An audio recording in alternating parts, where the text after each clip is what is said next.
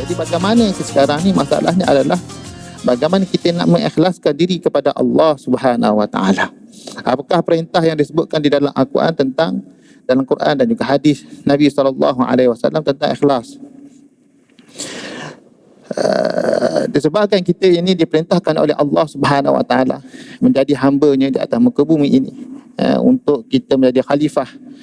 Kita hendaklah melaksanakan segala perintahnya, meninggalkan segala larangannya hanyalah kerana Allah Subhanahu Wa Taala semata-mata. Illallah wahdahu la syarikalah, khassana bi khairi kitabin unzil, wa akramana bi khairi nabiyyin ursil, wa atamma alaina an-ni'mata bi a'zami minhajin syuri' minhajul Islam. Al-yawma akmaltu lakum dinakum wa atmamtu alaykum ni'mati wa raditu lakumul Islam madina. Wa asyhadu anna Muhammadan 'abduhu wa rasuluhu adda al-amanah wa nasaha al-ummah wa jahada fillahi haqqa jihadih wa tarakana 'ala al-mahaddati al-bayda lailuha kanahariha la yazighu 'anha illa halik. Allahumma salli wa sallim wa barik ala hadha ar-rasul al-karim wa ala alihi wa sahabatihi wa ahina Allahumma ala sunnatihi واحشرنا في زمرته مع الذين أنعمت عليهم من النبيين والصديقين والشهداء والصالحين وحسن أولئك رفيقا. أما بعد. Pertama sekali kita panjatkan kesyukuran kepada Allah Subhanahu Wa Taala di atas segala anugerah, atas nikmat yang diberikan kepada kita, nikmat Islam, nikmat iman, nikmat kita dapat bersama-sama dalam majlis ilmu ini, dalam rumah Allah Subhanahu Wa Taala ini. Mudah-mudahan Allah mengampuni dosa-dosa kita, Allah merahmati kita semua.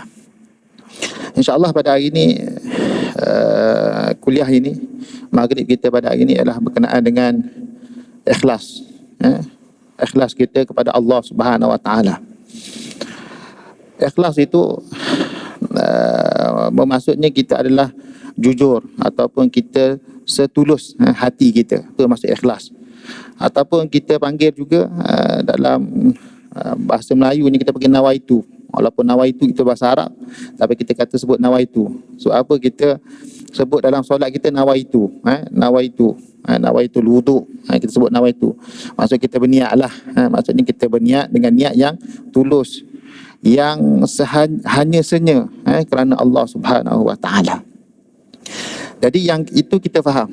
Jadi bagaimana sekarang ni masalahnya adalah bagaimana kita nak mengikhlaskan diri kepada Allah Subhanahu Wa Taala. Apakah perintah yang disebutkan di dalam Al-Quran tentang dalam Quran dan juga hadis Nabi SAW tentang ikhlas. Disebabkan kita ini diperintahkan oleh Allah Subhanahu Wa Taala menjadi hamba-Nya di atas muka bumi ini, untuk kita menjadi khalifah. Kita hendaklah melaksanakan segala perintahnya, meninggalkan segala larangannya hanyalah kerana Allah Subhanahu Wa Taala semata-mata. Maka oleh itu Allah Subhanahu Wa Taala menyebutkan tentang kita duduk di atas muka bumi ini, di atas kehidupan kita di atas muka bumi. Allah Subhanahu Wa Taala menyebut dalam firman-Nya, Alladzi khalaqal mauta wal hayah liyabluwakum ayyukum ahsanu amala. Dialah yang menciptakan al-maut, itu kematian, wal hayah, dan juga kehidupan. Liyabluwakum, untuk menguji kamu, ayyukum, di antara kamu, siapakah di antara kamu itu, ahsanu amala, yang terbaik amalannya. Ahsan itu yang terbaik, bukan yang baik tetapi yang terbaik amalannya. Jadi Allah Subhanahu Wa Taala menguji kita, meletakkan kita sebagai khalifah di atas muka bumi ini untuk menjadikan kita, diperintahkan kepada kita untuk membuat satu amalan dengan terbaik. Maka persoalannya bagaimanakah amalan yang terbaik itu? Kita kena persoalkanlah bagaimana amalan terbaik itu. Yalah, kita tahu semuanya baik belaka, tapi bagaimanakah yang dimaksudkan terbaik? Kita kata pergi sembahyang, kita solat itu baiklah. Kita bercakap benar itu baik, kita menunaikan haji itu baik, kita menolong orang baik, semua baik. Tapi apakah yang dimaksudkan yang terbaik itu? Perkara ini telah disebut dalam kisah Al-Fudail bin Iyad, seorang ahli zuhud yang terkenal. Al-Fudail bin Iyad Beliau pernah ditanya berkenaan dengan ayat ini. Firman Allah yang Allah Subhanahu Wa Taala sebutkan tadi, yang saya bacakan tadi. Ayyukum ahsanu amala, di antara kamu siapakah yang terbaik amalannya? Maka beliau Al-Fudail bin Iyad menyebut, akhlasuhu wa aswabuh, yang seikhlas-ikhlasnya dan yang setepat-tepatnya. Maksudnya amalan yang terbaik itu adalah yang seikhlas-ikhlasnya dan yang setepat-tepatnya. Akhlasuhu wa aswabuh. Maka dia tanya juga kepada dia, sebab kita faham apa ikhlas, apa yang dia maksudkan seikhlas-ikhlasnya, yang setepat-tepatnya apa tu maksudnya, kita pun tak faham juga. Jadi dia tanya juga kepada Al-Fudail bin Iyad, wa ma akhlasuhu wa ma aswabuh, apa yang dikatakan seikhlas-ikhlasnya dan apakah yang dikatakan dengan setepat-tepatnya? Maka beliau menjawab, akhlasuhu an yakuna al-amalu lillah, yang seikhlas-ikhlas itu adalah amalan itu adalah kerana Allah Subhanahu Wa Taala. Wa aswabuh, dan yang setepat-tepatnya an yakuna al-amalu muwafiqan lil kitabi was sunnah. Amalan itu yang dimaksudkan setepat-tepat itu adalah amalan itu bertepatan dengan Al-Quran dan juga sunnah Nabi SAW. Wal amalu, dia kata lagi, dia sambung, jika satu amalan itu, jika dia ni ikhlas, dia ni tidak ikhlas, tetapi amalan dia betul, maka amalan itu tidak diterima. Walaupun dia buat tu amalan mengikut sunnah dah, mengikut Quran dah, mengikut hadis Nabi SAW, tapi dia tidak ikhlas, kita tahu itu adalah amalan yang dikatakan amalan yang tidak ikhlas. Buat kerana orang, buat mendapat pangkat, buat mendapat habuan, mendapat jawatan, menginginkan segala-gala dunia ni, habuan dunia, maka amalan itu tidak diterima oleh Allah Subhanahu Wa Taala. Jika satu amalan itu ikhlas dah, tetapi tidak bertepatan dengan Quran, tidak bertepatan dengan hadis Nabi SAW, maka amalan itu juga tidak diterima oleh Allah Subhanahu Wa Taala. Tidak bertepatan. Ikhlas ni, saya ni buat ikhlas ustaz, tapi dia ambil duit judi, dia tolong orang. Saya ikhlas tolong orang ni, kan? Tak boleh. Berjudi mana boleh? Betul ikhlas, dia kata ikhlas saya nak tolong orang, ikhlas saya nak tolong mak saya nak tolong orang miskin, saya nak tolong orang banjir contoh. Ikhlas dah ni, saya ikhlas ni ustaz. Ustaz tak ikhlas, memanglah betul ikhlas, tapi bukan ikhlas selagi mana dia tidak bertepatan dengan apa yang ditunjukkan oleh Allah dalam kitabnya dan Nabi di dalam sunnah baginda SAW. Maka amalan itu yang sebenar-benar ikhlas itu ayyakuna khalisan sawaba, hendaklah yang seikhlas-ikhlasnya dan yang setepat-tepatnya. Yang seikhlas-ikhlasnya melakukan suatu perkara itu kerana Allah, dan yang setepat-tepatnya itu adalah amalan itu bertepatan dengan Al-Quran dan hadis Nabi SAW. Jadi itu yang dikatakan amalan yang terbaik, amalan yang sepatut kita lakukan macam tu, yang dikatakan ikhlas dan setepat-tepatnya itu. Jadi itu yang kita tahu. Sekarang kita tahu bahawa kita nak tahu amalan yang terbaik itu yang Allah terima, yang Allah uji pada kita, melihat amalan yang terbaik. Sekarang kita katakan dia adalah yang seikhlas-ikhlasnya. Sekarang bagaimana ikhlas itu? Ini masalah paling besar. Bagaimana ikhlas ni? Betul dah kita kata ikhlas ni ustaz ni saya buat ni ikhlas belaka. Ikhlas belaka, semua orang buat ikhlas, kan? Tapi bagaimanakah yang dimaksudkan dengan ikhlas? Ikhlas itu seperti mana yang disebutkan oleh Al-Fudail bin Iyad. Fudail bin Iyad lagi, seorang ahli zuhud, yang boleh kita, Al-Fudail bin Iyad, ulama yang terkenal, ulama zuhud yang terkenal, boleh lihat dalam buku-buku para ulama, dalam kitab Ibn Qayyim Jauziyah, dalam kitab Ibn Taymiyah, dalam kitab para ulama dahulu banyak sebut Al-Fudail bin Iyad, ahli zuhud yang terkenal. Beliau mengatakan, mendefinisikan tentang ikhlas itu apa dia. Tapi definisi dia berat sikit lah, bukan definisi biasa macam kita definisi ikhlas tu macam mana. Tapi kita dengar macam mana, apakah dikatakan dengan ikhlas itu. Beliau berkata, Al-Fudail bin Iyad berkata, dia berkata, tarkul amali li ajlin nasi riya'un, wal amalu li ajlin nasi syirk, wal ikhlasu an yu'afiyaqallahu minhuma. Meninggalkan amalan kerana manusia adalah riak, Melakukan amalan, wal amalu li ajlin nasi syirkun, beramal kerana manusia, syirik. Wal ikhlas, dan ikhlas itu an yu'afiyaqallahu minhuma, Allah menjauhkan kamu daripada kedua-duanya sekali. Jadi apa maksud kalam tersebut? Apakah maksud yang dikatakan oleh Al-Fudail bin Iyad ini? Dia kata tarkul amali li ajlin nasi riya, meninggalkan amalan kerana manusia itu adalah riya.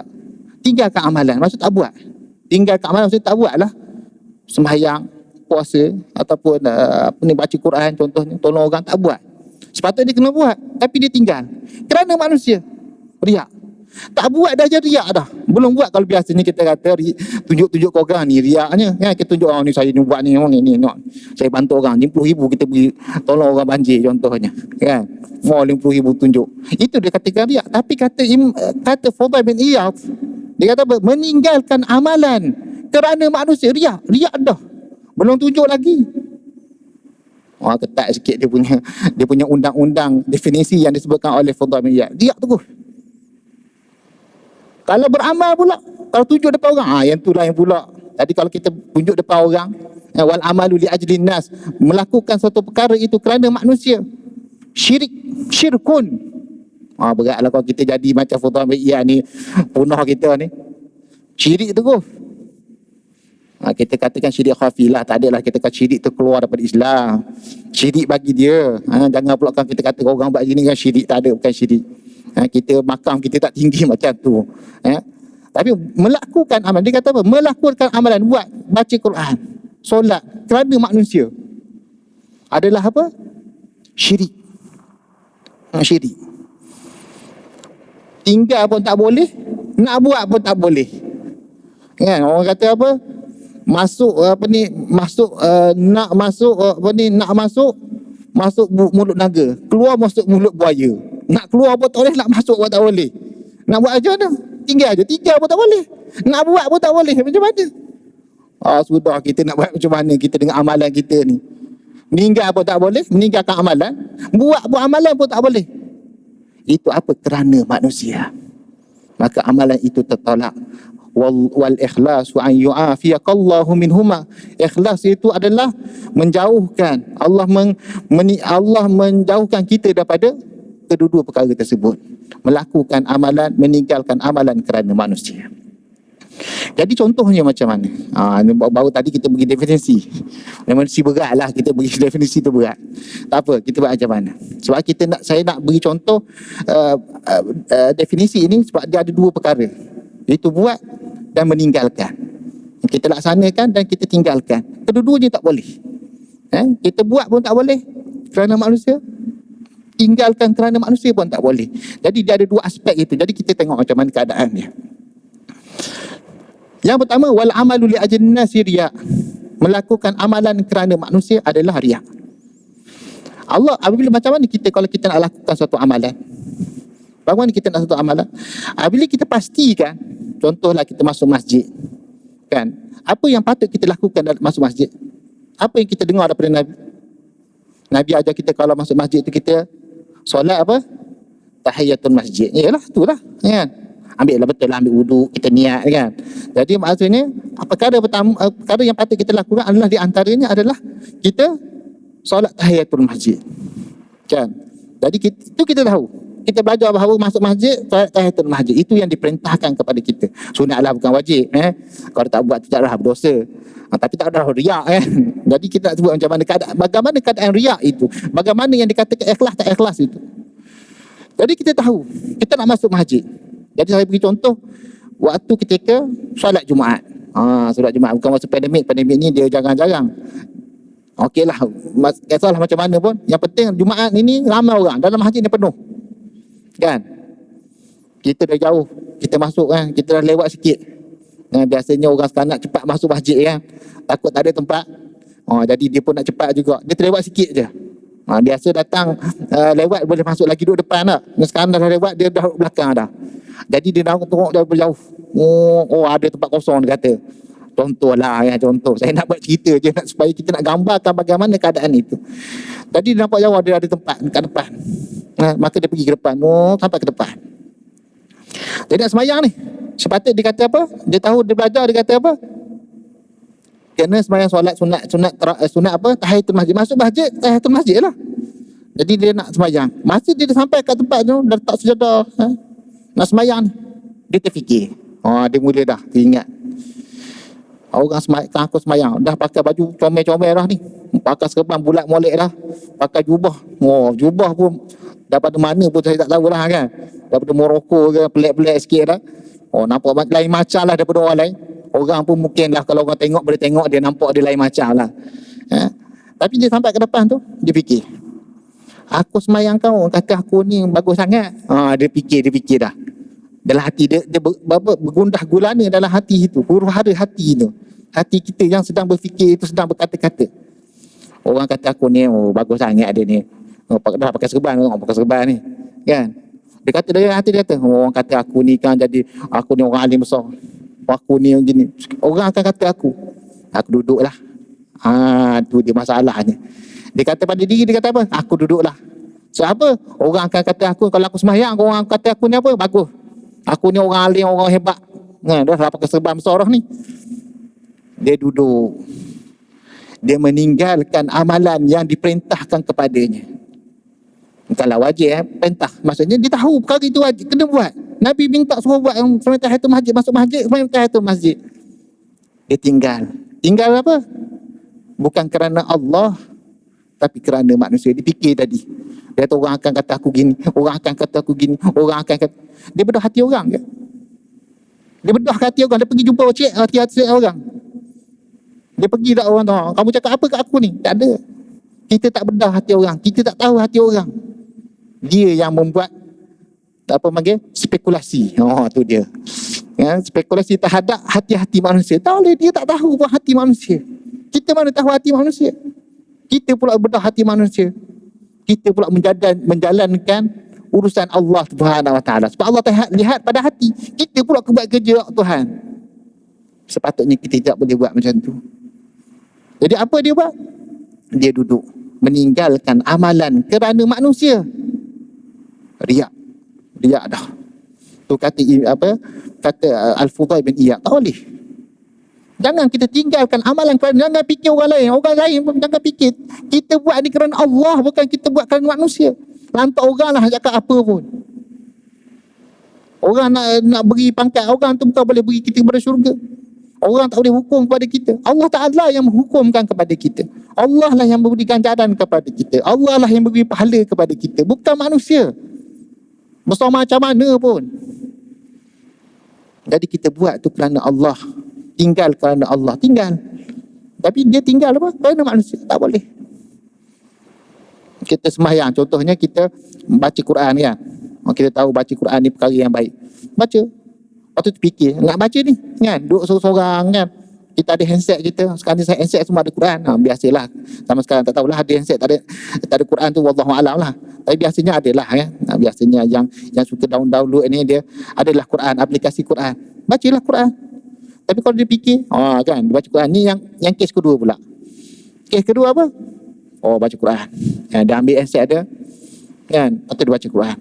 Lepas tu dalam hati dia bergundak gulana juga. Suara sedap tu angkatlah sikit. Dia mula dah baca Bayati. Dia baca Bayati pula. Saya tak boleh buat lah, saya Bayati tak tahu. Nahawan ke kan, sedap sikit suara tu, sedap tu. Angkat sikit suara tu. Tengah orang duduk dalam bas, tengah duduk dalam train, tengah duduk kat surau masjid, duduk sorang-sorang. Angkatlah tengah baca Quran. Orang baca kuat sikit, orang dengar. Sedap suara tu. Suara angkat, dia mula angkat. Dia buat kerana manusia, supaya dengar suara dia sedap. Orang akan puji aku, suruh tengok suara aku ni bukan orang lain ni, Bayati saya buat ni, Nahawan kan, dia ajam mana biasa kan. Sedap suara aku. Buat kerana manusia. Syirik kata Fudail bin Iyad. Maka hendaklah kita jauhkan daripada perkara syirik tersebut. Jangan kita buat kerja Allah Subhanahu Wa Taala, ada masalah juga. Jadi macam mana kita nak buat? Kita nak tinggal pun tak boleh, nak buat pun tak boleh kan. Jadi takut syirik. Dari itu kita mengharapkan Allah Subhanahu Wa Taala, Allah bantu kita. Jangan kita fikir kita boleh buat semua perkara tau. Allah Ta'ala yang bantu kita untuk kita ni boleh menjalankan ibadah kita ini. Kita minta pertolongan Allah, kita minta taufik Allah Subhanahu Wa Ta'ala. Tidak ada taufik melainkan taufik Allah Subhanahu Wa Ta'ala. Oleh itu apabila disahutkan azan, diserukan azan itu, hayya 'alas solah, marilah solat. Hayya 'alal falah, marilah menuju kejayaan. Apa kita jawab? Apa Nabi ajar kepada kita jawab? La haula wala quwwata illa billah. Tidak ada upaya, tiada kekuatan. La haula, tiada upaya. La quwwah, tidak ada kekuatan. Illallah, melainkan Allah Subhanahu Wa Ta'ala. Kita sahut dengar azan tu, kita kata macam tu. Marilah sembahyang. Bilal kata tak? Itu orang Melayu lah panggil Bilal. Orang Arab tak panggil Bilal. Bilal ni Bilal bin Rabah tu. Kita istilahkan orang azan ni panggil Bilal. Muazzin. Muazzin tukang azan. Maka muazzin kata hayya 'alas, marilah solat. Kita kata la haula wala quwwata illa billah. Tiada upaya, tiada kekuasaan melainkan Allah Subhanahu Wa Ta'ala. Tiada upaya sebab apa ya? Sebab apa tidak ada upaya? Berapa ramai orang dengar azan, Allahu Akbar, Allahu Akbar, hayya 'alas solah, marilah sembahyang, masih lagi duduk dalam masih lagi dalam main game, duduk depan Facebook, tengah main, tengah sibuk dengan kerja. Hayya 'ala, seruan Allah, Allah panggil, marilah sembahyang. Dia tidak mampu untuk pergi. Tidak mampu untuk pergi. Dengar azan, dia tahu sembahyang azan, dengar azan, tapi tahu. Subuh lagi, hayya 'ala solat, as-salatu khairum minan naum. Solat itu lebih baik daripada tidur. Tak ada orang nak dengar. Kan? Tidak ada upaya, tidak ada kekuasaan melainkan milik Allah Subhanahu Wa Ta'ala. Allah lah yang membalik-balikkan hati kita. Tidak ada kekuasaan, tidak ada upaya melainkan hak Allah Ta'ala lah yang memberi hidayah pada hati kita. Dengar azan, pergi azan. Dengar azan, sahut azan.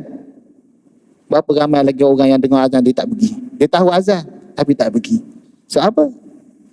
Dia kuasa, dia tak boleh. Oleh itu membalikkan hati ni Allah Ta'ala. Oleh itu kata-kata tiada upaya melainkan Allah. Ya Allah, berilah hidayah hati aku untuk pergi semayang jemaah. Dengar azan, aku nak pergi semayang jemaah. Tapi kita dengar azan tak pergi semayang jemaah. Itu masalah. Oleh itu disebut la haula wala quwwata illa billah. Tidak ada upaya, tiada ada kuasa melainkan Allah Subhanahu Wa Ta'ala. Hayya 'alal falah, marilah kejayaan, menuju kejayaan. Tidak ada upaya, tidak ada kuasa melainkan Allah. Allah lah yang membantu kita untuk mencapai kejayaan itu. Itu dia. Begitulah kita dengan ikhlas ini. Tidak ada upaya melainkan Allah Subhanahu Wa Ta'ala membalikkan hati kita ini. Oleh itu kita sentiasa meminta kepada Allah Subhanahu Wa Ta'ala. Ya muqallibal qulub, tsabbit qalbi ala dinika wa ala ta'atik. Wahai yang membalik-balikkan hati, Allah Ta'ala lah yang membalikkan hati kita. Tsabbit qalbi, tetapkan hatiku, ala dinika, di atas agama kamu, wa ala ta'atik, di atas ketaatan kepada kamu. Kita minta Allah Ta'ala tetapkan hati kita. Kita baca Rabbana la tuzigh qulubana ba'da idh hadaitana wa hab lana min ladunka rahmah innaka antal wahhab. Wahai Tuhan kamu, janganlah kamu selewengkan hati kami selepas kamu berikan hidayah kepada kami. Ba'da idh hadaitana wa hab lana min ladunka rahmah. Kurniakan kepada kami rahmat-Mu, rahmat Allah Subhanahu Wa Ta'ala. Kita mengharapkan rahmat Allah Ta'ala. Kita nak buat ni amalan kita bukan senang. Syaitan ni mengganggu kita tahu. Syaitan ni, iblis ni, laknatullahi alaih. Kita nak sembahyang Allahu Akbar, itu dia datang pada hati kita. Maka saya cakap, Nabi cakap, saya tak tahu. Iblis dengar, saya tak tahu. Nabi cerita, Nabi sebut, apabila dia azan, dikumandangkan Allah, disebut azan, maka syaitan ikut lagi. Lahu durat, dalam keadaan terkentut-kentut. Lahu durat, suara kentut. Durat ni suara kentut. Lahu durat, terkentut-kentut lagi. Tak nak dengar azan. Apabila habis azan datang balik. Apabila habis azan adbar. Apabila habis semayang datang balik. Tengok orang nak siap, kalau kat masjid orang sedang nak bersiap nak solat tahiyat semayang sebelum qabliyah kan. Oh, dia datang situ, dia kacau. Tengok Facebook sikit, dah tak semayang sunat dah. borok sikit dengan orang sebelah, dah tak sembahyang sunat dah. Waktu itulah waktu mustajab kita berdoa. Tapi syaitan duduk kacau kita. Bila diiqamahkan maka legat, syaitan tu lagi, iblis lagi. Adbara lahu durat, lagi suara kentut. Bunyi kentut. Lagi-lagi kita tak dengar lah. Kalau dengar tu, saya lagi dulu. Saya lagi dulu kalau dengar kentut. Ya. Tapi Nabi cakap macam tu. Nabi cakap, bukan saya cakap. Nabi cakap. Bila iqamah, dia lari. Bila habis je iqamah, dia datang. Ketika mana orang sedang sebut Allahu Akbar, maka syaitan duduk ke hati, mewas-waskan hati manusia. Uzkur kadha wa kadha, ingat ni. Maka ketika itu kita ingat apa? Mana kereta aku tadi, kereta aku tadi, mana bini aku, mana suami aku, mana lelaki aku ni, kan? Ingat waktu itulah semua ni ingat. Waktu semayang, syaitan yang kacau pada kita, iblis. Laknatullahi alaih. Siapa yang boleh membantu kita? Melainkan dengan ikhlas kita kepada Allah Subhanahu Wa Taala. Bantu minta Allah Subhanahu Wa Taala. Bukan senang nak buat ikhlas ni. Amalan ikhlas ni bukan satu perkara yang senang. Kita kena minta kepada Allah Subhanahu Wa Taala. Memang kita nak buat ni, kalau kita tengok tadi, nak buat pun payah, nak buat. Tak nak tinggal pun dah jadi masalah dah. Buat pun masalah juga. Buat kan kata riak tadi kan, tapi kita kata syirik tadi kan. Definisi yang dikatakan oleh Fudhal bin Iyad. Bukan senang. Jadi kita cuba buat. Lantak orang lah kata apa pun kita buat. Orang nak kata apa, sebab apa yang memberikan pahala ganjaran itu adalah Allah. Kena ingat hak tu. Kita jangan fikir orang lain. Orang tak boleh beri kita syurga. Orang lain tak boleh beri janji kita syurga. Allah Ta'ala yang janji kita syurga. Aku ni buat kerana Allah. Oleh itu setiap kali kita buat, kita kata apa? A'udzubillahi minasyaitanirrajim. Kita minta kepada Allah supaya isti'adzah tu, ta'awuz kepada Allah Ta'ala, berlindung kepada Allah daripada syaitan yang direjam itu, supaya dia tidak was-waskan hati kita. Kita nak dapat orang nak beri sedekah, kita beri, jangan fikir dah. Dia ni menipu kot. Kita nak beri sedekah kan. Orang minta sedekah, dia menipu ni. Akhir tak beri. Cuba kita beri, ikhlaskan dia. Beri dah sudah. Jangan fikir-fikir. Kalau kita fikir memang penuh lah. Orang jaga dia ni kan, dia ambil duit ni, tengok dia. Tengok nanti dia dapat orang lain pula banyak lagi dia dapat. Dia fikir hak lain tu, jangan fikir hak lain. Syaitan dia kerja macam tu. Mewas-waskan hati kita supaya jangan buat. Bila dia was-waskan hati kita jangan buat. Kalau kita nak buat, dia was-waskan hati kita supaya jangan buat. Kalau kita dah buat, dia suruh kita riak pula supaya amalan itu jangan diterima oleh Allah Subhanahu Wa Taala. Itu kerja syaitan. Kita dah buat ni, memang kita ada semangat sikit, lebih sikit, kita boleh buat. Dah buat, dia ajak kita supaya kita menjadikan amalan itu apa? Haba'an manthura, yang tidak ada apa-apa, tak ada faedah. Sebab kita riak dengan amalan tersebut. Maka kita buat tu kerana kita cuba. Apabila ada perasaan-perasaan itu, kita minta kepada Allah Ta'ala, isti'adzah, ta'awuz kepada Allah Subhanahu Wa Ta'ala. Minta betul kepada, ya Allah, aku berlindung darimu, aku berlindung kepadamu daripada syaitan yang direjam. Kita minta, a'udzubillahi minasyaitan, minta kepada Allah Ta'ala, minta kepada Allah Subhanahu Wa Ta'ala supaya dia jauh daripada syaitan ini. Iblis ni memang gitulah kerja dia tiap hari, memang merosakkan hati kita. Jadi dengan niat itu, dengan ikhlas itu, kita cuba, memang payah. Kita nak ikhlas ni memang payah, bukan senang. Orang yang tinggi, pangkat dia yang tinggi, biasa je buat, yang tu boleh buat. Tu pun kadang-kadang ditipu oleh syaitan. Iblis tu memang kerja dia tipu je. Bayangkan Nabi Adam AS pun tertipu. Nabi Adam AS tertipu. Orang kita ni tak tahulah. Terkeluarnya Nabi Adam AS dan Hawa itu daripada syurga kerana tipu daya iblis. Sehingga iblis berkata apa? Wa qasamahuma inni lakuma laminan nasihin. Bersumpah kepada Nabi Adam. Nipu. Dia kata wa qasamahuma, dia bersumpah, kedua-duanya bersumpah, inni lakuma laminan nasihin. Aku ni menasihat kepada kamu berdua ni. Dia kata dia bukan nasihat. Nasihat apa? Dah suka masuk keluar benda syurga. Tapi dia menasihat macam tu cara dia. Itu kerja syaitan. Jadi kita jauh daripada syaitan. Minta a'udzubillahi minasyaitanirrajim. Dia tipu daya iblis ni besar sangat. Jadi itu yang kita katakan bagaimana cara kita untuk mengikhlaskan diri kepada Allah Ta'ala. Jadi apakah kesan ikhlas itu? Maka daripada hadis yang diriwayatkan Yahya bin Sa'id Al-Ansari an Muhammad bin Ibrahim At-Taimi wa an Alqamah bin Waqqas Al-Laythi an Umar bin Khattab radhiyallahu anhu sami'tu Rasulullah sallallahu alaihi wasallam yaqul innamal a'malu binniyat wa innama likulli imri'in ma nawa faman kanat hijratuhu ila Allah wa rasulih fahijratuhu ila Allah wa rasulih faman kanat hijratuhu lidunya yusibuha aw imra'atin yankihuha fahijratuhu ila ma hajara ilaih.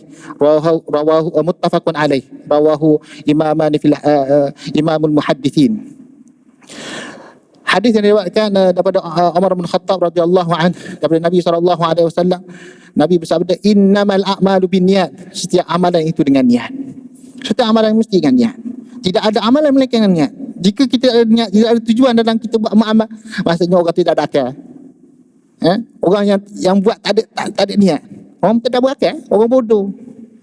Ataupun lebih teruk lagi, kita panggil orang gila lah. Orang gila, dia pukul sana, pukul sini. Dia dia carikan diri badan dia pukul badan dia. Dia tahu ke dia buat apa? Dia tahu, sebab dia bodoh, dia tak tahu. Tak ada tujuan. Jadi setiap amalan itu, oleh itu Nabi kata apa? Setiap amalan itu dengan niat. Kita buat satu amalan mesti dengan niat. Tak boleh buat dengan amalan tak ada niat. Mesti dengan niat. Wa innama likulli imri'in ma nawa. Dan setiap apa yang dibuat oleh setiap orang itu, apa yang diniatkan. Apa yang diniatkan. Kalau diniat sesuatu perkara, dia dapat lah. Dan setiap manusia itu, apa yang diniatkan, dia dapat apa yang diniatkan.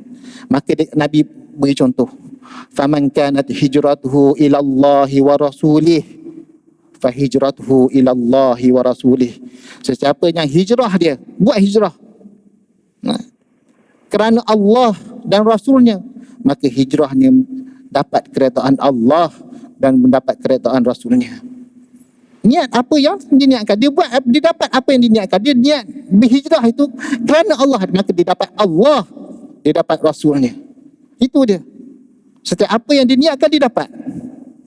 Wa man kanat hijratuhu lidunya, sesiapa yang hijrah hanya kerana dunia, buat tu kerana dunia, buat tu nak dunia, dapat pangkat, dapat jawatan, dapat harta, dapat macam-macam lah, harta dunia, habuan dunia itu. Awi mar'atin yanki'uha, Nabi khususkan habuan dunia itu macam mana, salah satunya. Ataupun wanita yang ingin dikahwininya. Dia nak kahwin dengan wanita, nak berhijrah ni sebab nak kahwin dengan mana. Yelah, orang lelaki macam tu lah perangai je tak. Orang dia cari perempuan ni tak, kan, girlfriend, nak dapat girlfriend, kan. Dapat ni, aku dapat berhijrah, dapat lah.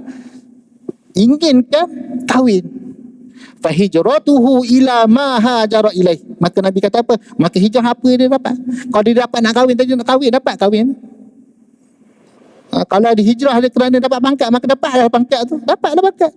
Tapi dia dapat Allah Ta'ala tak? Dia dapat keredaan Allah Ta'ala tak? Allah apa yang beri kepada kita? Allah berikan syurga, Allah berikan ganjaran pahala, ganjaran yang begitu besar. Tapi dia dah dapatkan habuan dunia yang akan habis, akan balik fana. Dunia ni akan fana, sekejap je, sekelip mata. Ka'annahum yawma yarawnaha lam yalbathu illa ashiyatan aw duhaha. Seakan-akan mereka melihat dunia ini, yauma yarawnaha lam yalbathu illa ashiyatan, tidak mereka duduk di atas, tinggal di atas muka bumi ini, ashiyatan, sebelah petang je, au duhaha, kalau panjang sikit waktu duha tu panjang sikit kan, waktu matahari terbit sampai matahari tegak tengah hari tu panjang sikit lah. Kalau petang pendek dah. Ashiyatan, dunia ni ashiyatan au duha, waktu petang atau sepetang atau pesutuha je. Berapa sangat panjang hidup dunia ni, sekejap je. Jangan kita kejar dunia yang sekejap ini. Yang kita buat amalan ni, kita pergi mendaki gunung, kita pergi hiking, kita pergi cycling 200 km, 400 km, kita pergi jogging 40 km, 20 km. Tapi kalau kita sembahyang tahajud, tak boleh sembahyang tahajud. Sembahyang tahajud 2 rakaat pun dah cukup dah. Sekarang ni lagi dah sembahyang subuh 7 pukul 6 suku lebih kurang, 6 lebih kan. Pukul 6 kita boleh bangun sembahyang tahajud lagi. Tak buat, pergi hiking boleh 2 jam, 3 jam boleh naik ke atas bukit tu. Ni masalah. Apabila kita hendak, kita dapat. Oleh tu kita niat nak hiking, kita dapat hiking. Tapi kita niat nak sembahyang tahajud, dapat sembahyang tahajud tu. Dapat keredaan Allah Subhanahu Wa Taala. Kita kejar. Bukan kita kejar dunia ni apa akan habis. Kejar Allah Subhanahu Wa Taala. Fa hijratuhu ila ma hajara ilaih, maka hijrah ni dia dapat apa yang diniatkan. Dia dapat naik hiking, dia dapat naik basikal. Dia dapatlah kalau dia nak dapat angkat dumbbell tu kan, angkat buat berat, dapatlah jadi tough badan. Kan? Badan naik, body kan, muscle kita. Kan? Dia naik abs. Oh, dapat abs ada 6 six packs. Ya, dia dapat penuh. Ya, dapat. Dia nak buat dapat. Tapi kau sembahyang baca Quran, dia boleh baca 1 jam. Oh, tak ada yang 1 jam. Panjang, lama. Tak payah lama-lama ni. Kita bukan berdapat faedah pun baca Quran. Ada pun cakap macam tu. Apa kita buat faedah baca Quran? Dia pertikaikan baca Quran tu apa faedah? Sembahyang apa faedah? Tak beri budak-budak sekolah buat sembahyang. Kita nak berjaya ni kena banyakkan kelas tuition. Banyakkan kelas tuition. Dia tak tahu yang memberikan kredit itu, memberikan ilmu itu Allah Ta'ala. Dia rasa dia sebab dia dengan rasa kehebatan dia boleh berjaya, boleh menang, boleh mengautkan anugerah, segala bentuk anugerah. Tahu Allah Ta'ala Subhanahu Wa Ta'ala lah yang mengurniakan. Kalau dia nak beri, dia beri. Kalau tak nak beri, tak nak. Itu Allah Subhanahu Wa Ta'ala. Maka kita kejar Allah. Maka hijrah kita kerana Allah Subhanahu Wa Ta'ala. Carilah Allah Subhanahu Wa Ta'ala. Kerana tidak ada yang lebih hebat, yang lebih besar ganjarannya melainkan kita kembali kepada Allah Subhanahu Wa Ta'ala. Yang kita dapat ganjaran itu tidak akan musnah selama-lamanya. Ganjaran yang kekal itu akhirat sana. Maka hendaklah kita bersegera kepada Allah Ta'ala. Wasari'u ila maghfiratin min rabbikum wa jannatin arduhas samawati wal ardh mu'iddat lil muttaqin. Bekerjalah kamu dengan maghfirah Allah Subhanahu. Kejar kepada Allah Ta'ala. Maghfirah Allah Subhanahu kita kena kejar. Kita dapatkan maghfirah Allah Subhanahu Wa Ta'ala. Wa jannatin arduhas samawati wal ardh, dan syurga yang besar je, luas besar syurga. Langit dah pun, langit kita pun, dunia, bumi ni pun kita tak habis pusing. Dunia ni satu syurga. Dan arduhas samawati wal, langit dan bumi. Langit ni bukan langit kita, dia awan. Langit besarnya syurga Allah Ta'ala beri kepada arduhas samawati wal ardh uiddat lil muttaqin, diberikan kepada orang-orang yang bertakwa. Yang bertakwa kepada Allah Ta'ala, yang ikhlas kejaran Allah Subhanahu. Ikhlas betul, bukan buat main-main. Itulah hendaklah kita ikhlas, sentiasa ikhlas dalam amalan kita. Oleh itu para ulama bila menceritakan hadis yang saya sebut tadi, hadis Umar bin Khattab tadi, maka mereka ni menggalakkan sesiapa yang menulis sesuatu buku hendaklah dimulakan dengan hadis ini. Al-Imam Bukhari apabila tulis kitab beliau dalam kitab Sahihul Bukhari, Kitabul Al-Iman, tulis kitab buku. Ada buku dalam buku tu, buku Sahih Bukhari tu dia ada kitab, banyak kitab dia panggil. Bab lah kita panggil bab, tapi dia panggil bahasa Arab dia panggil kitab. Kitabul Iman. Lepas tu kan kitab lain lah, Kitabus Salah dan sebagainya.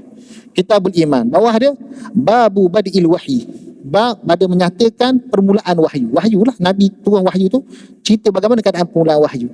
Tapi letak hadis pertama kat situ? Letak hadis ni, innamal a'malu binniyat. Apa kaitan hadis innamal a'malu dengan wahyu? Memang tak ada kaitan lah. Tapi dia ada kaitan dengan amalan kita. Kita nak mula apa segala bentuk pun, mestilah kita niat dulu, betul kan? Niat dia pertama dia tulis tu kerana Allah. Dia ada mengajak pembaca yang membaca kitab dia tu bermula dengan kerana Allah Subhanahu Wa Ta'ala. Itu Imam Bukhari rahimahullah. Itu para ulama bermula dengan kitab ikhlas. Oleh itu dalam kitab Arba'in Nawawi, 40 hadis Nawawi, semua orang baca tak? Dan kita ada 40 hadis Nawawi yang kita biasa baca. Hadis yang pertama hadis apa? Hadis niat ni lah. Supaya kita niat ikhlas kepada Allah Subhanahu. Kalau tak ada ikhlas, macam mana kita nak beramal? Kalau tak amal kita tu, kalau amalan kita tak ikhlas, tak diterima oleh Allah Ta'ala, macam mana kita nak melakukan amalan-amalan yang lain? Allah tak terima dah amalan kita. Awal-awal lagi Allah Ta'ala terima. Allah tak terima. Seakan kita buat perkara yang tidak ada faedah bagi kita. Kita niat ikhlas, belajar ikhlas itu kerana Allah Subhanahu Wa Ta'ala. Maka para ulama meletakkan hadis ini, digalakkan untuk meletakkan hadis ini. Mana-mana pun letakkan hadis ini pertama supaya kita perbetulkan niat kita kepada pembaca, penulis dan juga pembaca. Kemudian para ulama, Al-Imam Syafi'i rahimahullah menjadikan hadis ini 1/4 ilmu Islam ni. 1/4 dia hadis ni. So apa? Setiap amalan kita mesti ingat niat. Oleh itu dia letakkan hadis ini. Kerana pentingnya hadis ini. Oleh itu dia letak juga sebagai kaedah yang begitu besar dalam Islam. Al-Qawaidul Kubra, kaedah-kaedah yang besar, di antaranya adalah al-umuru bimaqasidiha. Perkara-perkara itu, urusan-urusan itu dengan tujuan-tujuannya, dengan niat-niatnya. Jadi itu kaedah besar. Ada panggil Qawaidul Fiqhiyatul Kubra. 5 kaedah fiqh yang besar, itulah salah satunya. Yang pertama sekali, iaitu berkenaan dengan niat. Maka hendaklah kita berbetulkan niat kita. Niat kita mesti kena berbetulkan. Oleh itu ulama letak Di awal, ikhlas ialah yang perkara yang pertama. Sebab apa? Kalau kita tak faham masalah ikhlas apa yang saya sebutkan tadi, maka kita akan tertipu dengan tipu daya syaitan. Maka hendaklah kita belajar. Oleh itu saya sebutkan definisi bagaimana kita nak menghadapi masalah iblis ini, menipu daya terhadap kita supaya kita tidak melakukan amalan ibadah ini yang diperintahkan kepada kita, maka barulah kita tahu apakah kepentingan. Ini saya cerita kepentingan. Kepentingan kita perlu ikhlas kepada Allah Subhanahu Wa Taala dalam amal ibadah kita ni. Penting. Oleh itu para ulama letak hadis ini. Dia merupakan kaedah prinsip agama Allah Subhanahu Wa Taala. Kalau hadis 40 tu diletakkan sebagai hadis 40 itu, 40 hadis tu merangkumi Islam. Kalau nak cerita tentang Islam, 40 hadis itu dah menceritakan tentang Islam keseluruhannya. Oleh itu Imam Nawawi rahimahullah letak 40 hadis. 42 hadis lebih kurang dalam kitab beliau itu. Kan? Maka hadis itu menceritakan tentang prinsip Islam. Nak kenal Islam, baca kitab 40 hadis ini kita dah kenal Islam. Islam itulah dia. Tidak ada lain. Itu hadis yang pertama adalah hadis tentang ikhlas, niat. Bagaimana kita nak berniat dan bagaimana kita nak ikhlaskan diri kepada Allah Subhanahu Wa Taala. Maka apa-apa perkara yang kita perlu lakukan, kita perlu niat dengan betul. Perlu kita minta jauh kepada Allah Subhanahu Wa Taala daripada hasutan, tipu daya syaitan. Sebab syaitan selalu datang kepada kita, maka hendak kita minta jauh daripada kita terikut dengan tipu daya tadi. Sebab tipu memang syaitan ni memang kerja dia untuk menipu kita. Jadi itulah. Jadi apa yang penting dalam kita menceritakan tentang ikhlas ini adalah kita hendaklah menyahut cabaran ataupun kita hendaklah berusaha. Dia kalau nak duduk saja-saja tak jadi. Bagaimana payah? Benda-benda ni payah. Kita nak menghadapi syaitan, nak iblis ni bukan senang. Seperti mana kita payah. Kalau orang tahulah, orang nak angkat berat tu, nak jadi badan bagus tu, abs 4 six pack semua tu, ini payah. Kalau tak istiqamah, begitulah keadaan orang nak dapat ikhlas tu, macam itulah keadaan, bukan senang. Jadi kita hendaklah selagi upaya kita cuba sikit demi sikit. Hari ni tak boleh, esok jangan kita tinggalkan amalan kerana kita rasa sebab malas. Bukan. Sebab kita rasa ni kita buat ni bukan malas. Tak, kita buat sehingga kita amalan kita yang kita rasa kita malas menyebabkan sehingga kita menjadi amalan itulah amalan rutin kita setiap hari. Malas macam mana pun kita buat. Jangan kata sebab malas ni kita buat ni tak ikhlas. Tak, kita buat. Kalau kita tidak paksa diri ketika ini, maka kita tidak akan buat selama-lamanya. Maka hendaklah kita cuba teruskan istiqamah ke jalan Allah Ta'ala. Jangan kita rasa senang. Ikhlas ni semestinya benda tu rasa ringan nak buat. Tak, memang berat. Oleh itu, wasta'inu bis-sabri was-salah, maka tolonglah kamu dengan, berbantulah kamu dalam solat itu dengan cara bersabar. Banyak kamu bersabar dalam solat. Payah. Walaupun 5 kali sewaktu sehari, tapi payah untuk solat ni. Jadi hendaklah kita bersabar dalam menunjukkan hati kita untuk mengikhlaskan diri kepada Allah Subhanahu Wa Taala. Jadi setakat itu dahulu, insya-Allah kita jumpa pada masa akan datang. Saya tutup majlis kita dengan aqul qauli hadza wa astaghfirullahal azim li wa lakum. Wassalamualaikum warahmatullahi taala wabarakatuh.